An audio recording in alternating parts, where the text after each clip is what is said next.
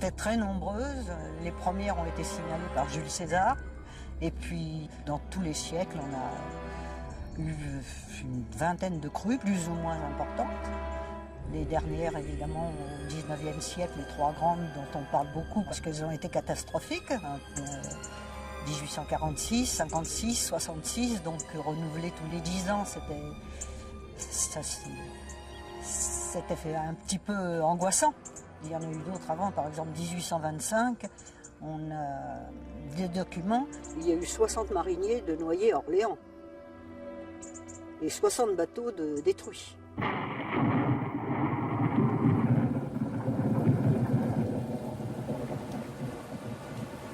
La fureur de la Loire est à jamais inscrite dans le paysage. Parce qu'en 1856, ces flots atteignent la hauteur extraordinaire de 7 mètres, les débordements du fleuve restent dans nos mémoires. Pourtant, cette mémoire s'altère.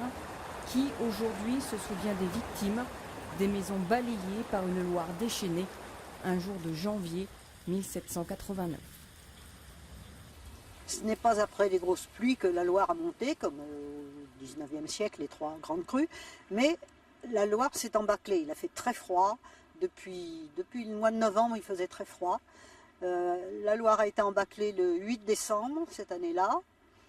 Et la débâcle s'est produite qu'au 15 janvier. Et là, ça a été vraiment la catastrophe.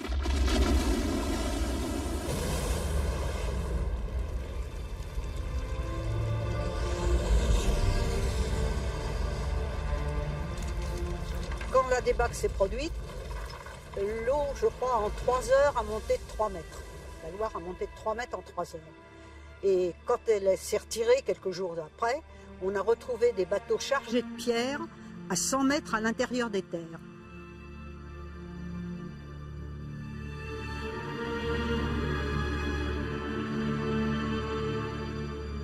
Quand la Loire n'était pas endiguée, surtout, elle se répandait dans le Val et il y avait beaucoup moins de dégâts. Elle se répandait dans les champs, il y avait quelques fermes, évidemment qu'on était obligé d'évacuer, mais c'était très peu. À partir du moment où il y a eu des digues tout le long, où elle a été vraiment endiguée, corsetée, à ce moment-là, elle s'est ruée sur les digues, et ce qui a produit des brèches où le courant passait comme un torrent.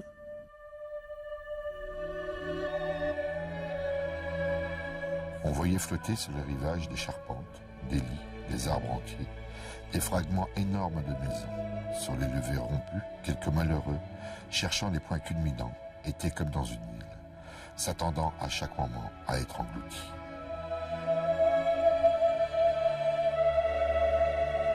Les paysans pensaient que c'était Dieu qui leur envoyait Des signes. les signes. Que la Loire se vengeait. La Loire se vengeait. La Loire était en colère, elle se vengeait.